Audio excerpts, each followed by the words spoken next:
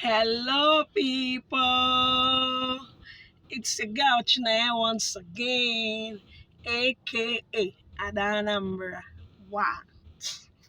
So, if you're just joining us, kindly subscribe, like, share, and comment. Just to help us grow. So, ụnyaahụ bụ ncheta ọmụmụ di m. Ncheta ụbọchị ọmụmụ di m. Yesterday was my husband's birthday. Mana ọnụ gụrụ m, if you notice, my voice is still cracked, but it's getting better. Ọnụ gụrụ m, enwere m ike imenwu vidio maka birthday ya. Ngwa, ka m jiri opportunity asịkwa happy birthday ezidi m ọma o. Chukwu gọzibe gị, gọzibe gị, gọzibe gị maka ị na-eme m obi aṅụrị. Ụmụnne m,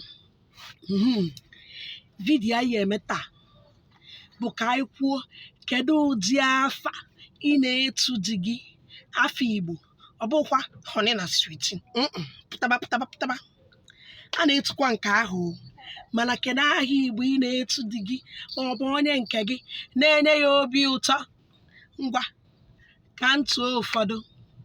Ezidi m ọma, ọmụma asarụ dị na di, enenebe jọlụ, ahụ dị mkpa ahụ ogologo imi ya, nke m ụtọ m. Chukwu ezidi Chukwu ji wee gọzie m. Ezidi Chukwu nesịrị anya wee were ya wee chọọ ụmụ mma. Ugo m,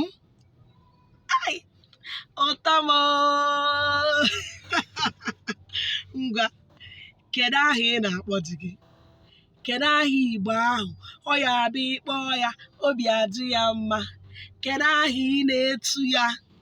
Ngwa, denye ya na comment section. Denye ya.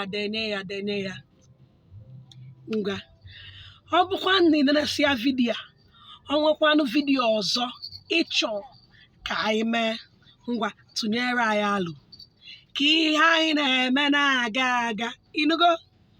Ngwa ka emesịa, subscribe, like, share, comment ka anyị wee na-eto. Ngwa ka emesịa o.